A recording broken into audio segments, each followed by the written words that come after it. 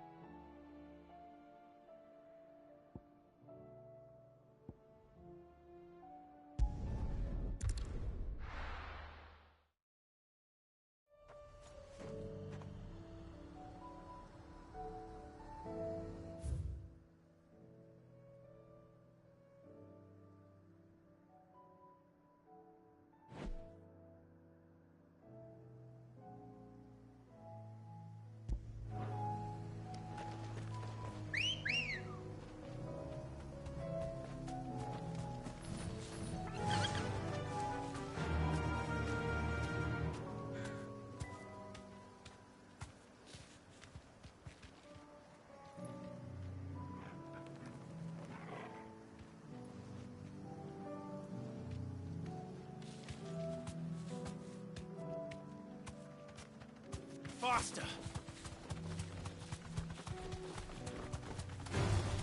No holding back.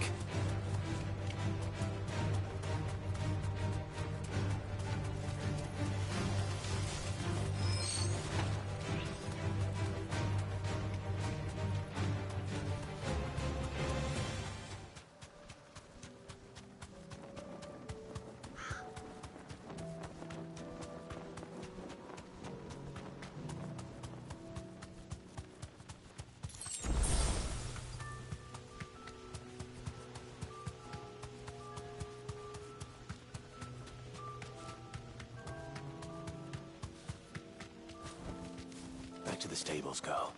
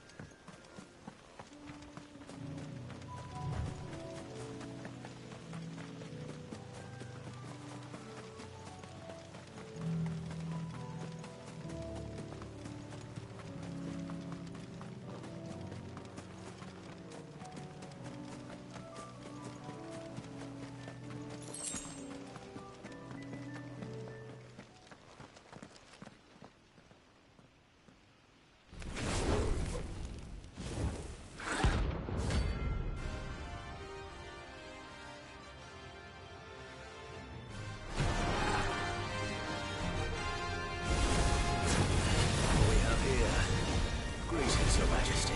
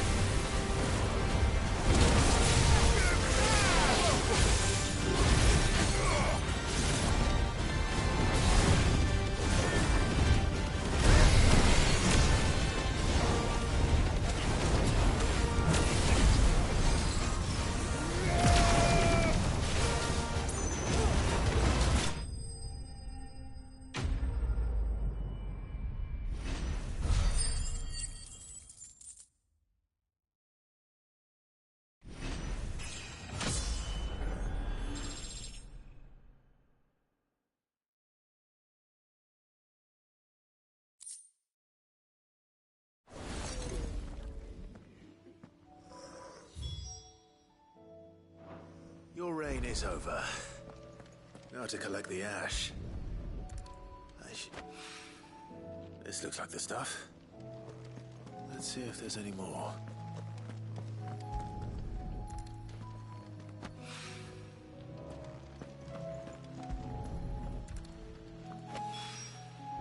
That should do it.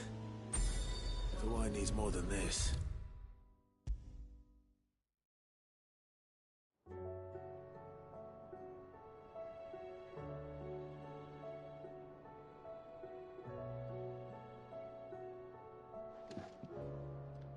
All right there, Sid? How's that hunt for the bomb ash going? I have it here.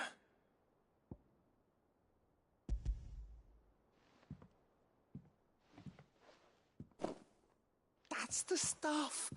And plenty of it, too. Enough to keep the Olympic bubbling away for a good old while.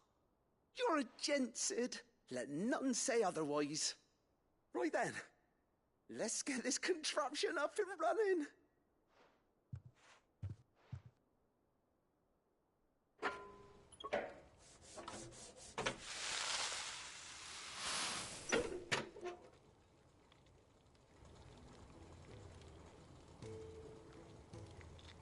There we have it. The Telemon Alembic. And it works just like the chief said it would. Very impressive. Says the man who cut down a burning boulder. Speaking of which, I still haven't returned the favor. There's no need. The good it will do for the hideaway is reward enough. Don't be silly. Why don't you let me take a look at that bag of yours? The one you keep your potions in. Reckon I could work some magic on that. What kind of magic? Well, we happen to have isolated a substance in our test run of the Alembic that I reckon will make even the toughest lever supple as anything. Thought we might use it to breathe new life into old boots and the like. Save the hideaway a few gil. Ah, I reckon if we slap a bit on your bag, it'll loosen it up enough for you to squeeze in a bottle or two more. Well, it can't hurt to try, I suppose. That's the spirit. Leave it with me. I'll only be a mo.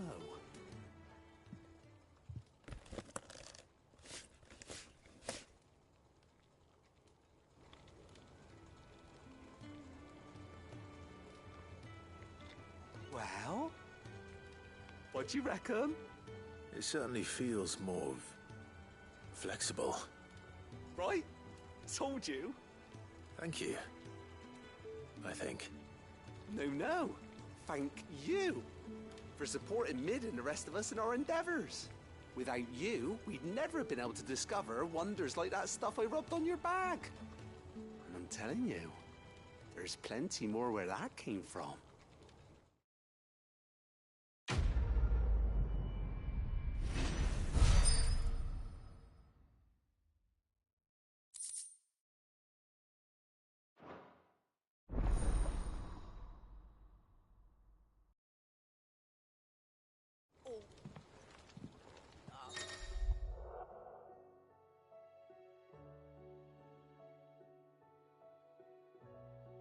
Clouds. You'd think the people here had never seen a storm before.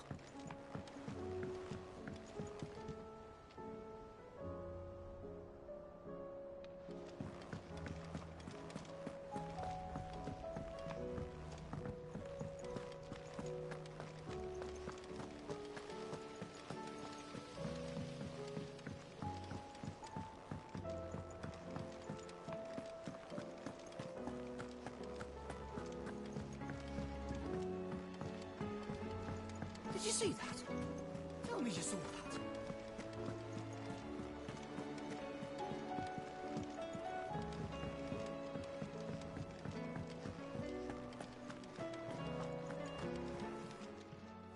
Aye, it's a dangerous world out there.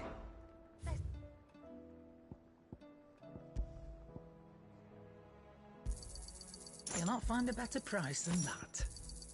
It'd better all be here. You're rubbing me blind, you know.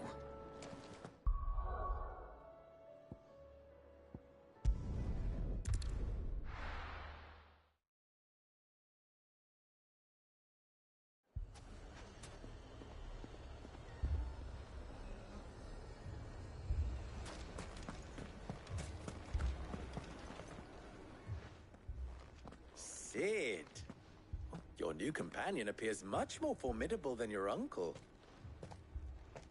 Should I be worried? You haven't been introduced.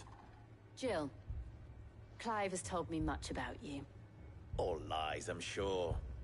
Your Stolas said that Dalamil has a bandit problem. Indeed. Although, you're a little late. They left with our food and guild days ago. Any idea where they went? The desert's a big place. Your guess is as good as mine. But the fact is, I have more immediate concerns. What did you say to me? What did you say? Ah, as if by magic. Let's just say we've yet to reach a consensus about how to solve Dalimil's little problem. And at this rate, it won't be the actions of the bandits which prove to be our undoing. It will be our own. Now, I've tried reasoning with the dissenting parties, but even the Desert Hare has limits. Perhaps we could talk to them. What makes you think they'll listen to us? What makes you think they won't? She makes a fair point, Sid. And you won't have wasted much of your precious time if you fail. They're just across the courtyard.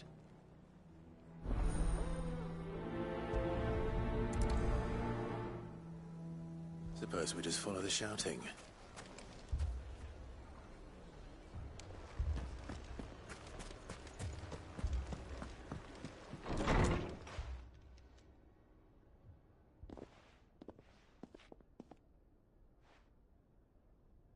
You wouldn't talk like that if it had been your men whose throats were slit.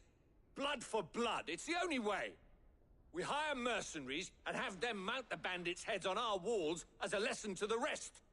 And what happens when those mercenaries are slaughtered like your men? Are you going to hire more? We're better off using that coin to buy food and supplies. If we hire mercenaries, the only thing we're buying is the bandits' ire. And you cannot fill empty bellies with that. Do you hear me? But what happens when they come back? Maybe it'll be your throat that's slit. That's enough. Both of you. Any more of this and I'll throw you out myself. Come back when you're ready to talk like adults.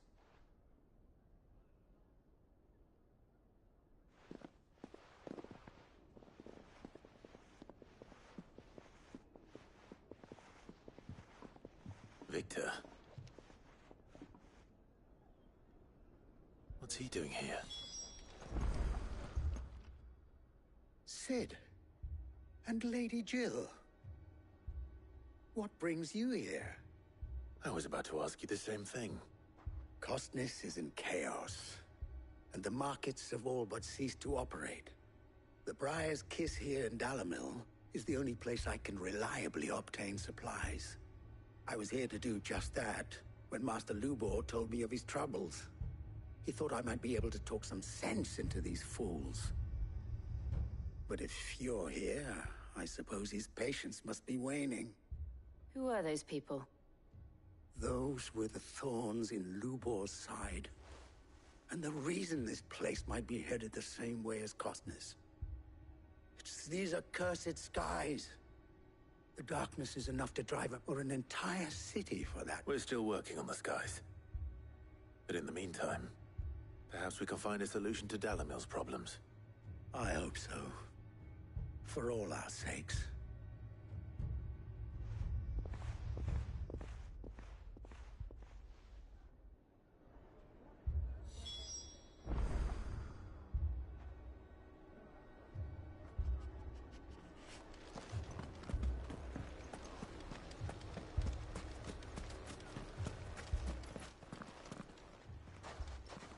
So, you see my predicament? What I saw was a room full of people who were angry and afraid. And with good reason by the sound of it. But if left to smolder, that anger and fear could set the entire town alight. My thoughts exactly. What to do? Both sides wish to protect their homes and livelihoods, if only they could agree on how. But as long as they are divided, we are vulnerable. And if there's one thing bandits like, it's an easy target. What would Sid the Outlaw suggest? Well, if it were my namesake, he'd let them choose for themselves and be on hand to pick up the pieces when it all went wrong. That sounds like a recipe for disaster. A recipe for disaster is precisely what it is. But perhaps that realization would be enough to make them question the ingredients. while it's plain neither Conrad nor Natalie will countenance the other's proposal, it may still be possible to make them doubt their own before presenting them with a third option. And that would be? To pool our resources and save the city ourselves. Why fight each other when all that fear and anger can be directed at the bandits? It appears we have a plan of action. Victor, pay Conrad a visit. See if you can't convince him of his folly. I'll speak with Natalie. As you wish. Your faces are not well known in this town. That may prove useful. Don't worry, Victor and I will do most of the talking.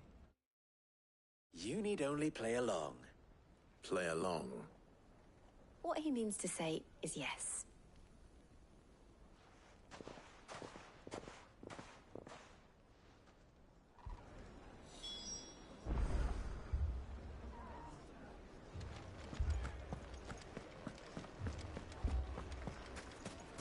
Picture it, Conrad.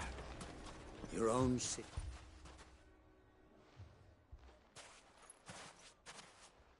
Ah, here she is. The Lady of the Spear herself. Conrad, may I introduce you to Jane, commander of the Red Wings, the oldest mercenary guild in the Free Cities. A pleasure, my lady. The pleasure is all mine. As I told you, I summoned the commander here from Canberra to inquire about a contract. Victor says you told him no. That there aren't any men left to hire. Is that true? True as the crystals cracked. Nobles came and claimed every last one worth his salt. And not just from us Red Wings. You know of the 7 high houses. There must be 2 swords assigned each one. Granted, we have a few boys left. If it's boys you're looking for. Well, Conrad, are you saying that Dalamil's finest cannot defend this town better than a gaggle of unblooded striplings? That a band of beardless youths could better avenge the deaths of your brave men than you yourselves? Absolutely not. We'll show those bastards who they're dealing with.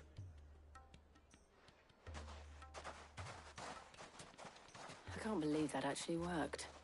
Conrad's not what you call the brightest candle in the crypt. And there's a reason why I had you do the talking and not Sid. Well played, my lady.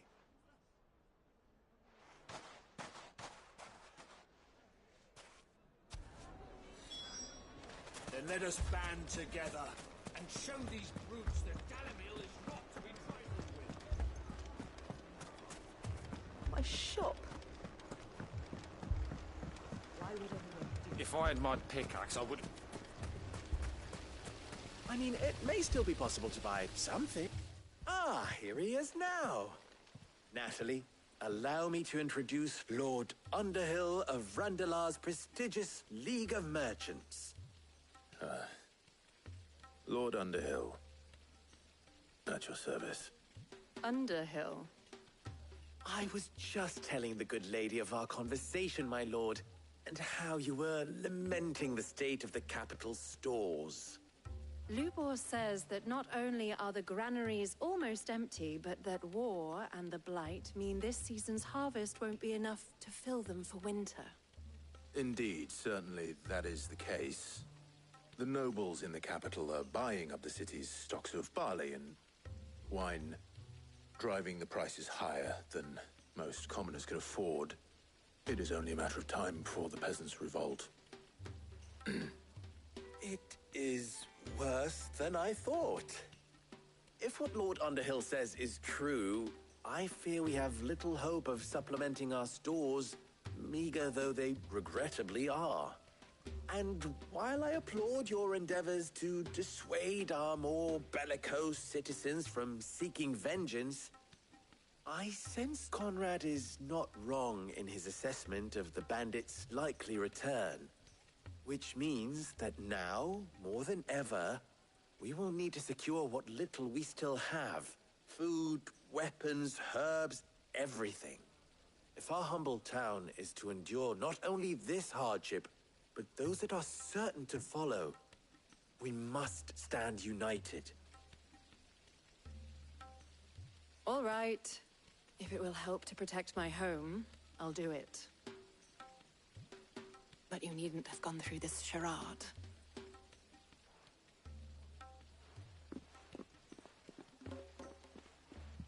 Thank you, Clive. Your performance was nothing if not workmanlike. She saw right through it. I didn't say it was good, merely that it produced the desired effect. Now, my scouts should be returning shortly. Meet me back at the Briar's Kiss, and we shall see what we face.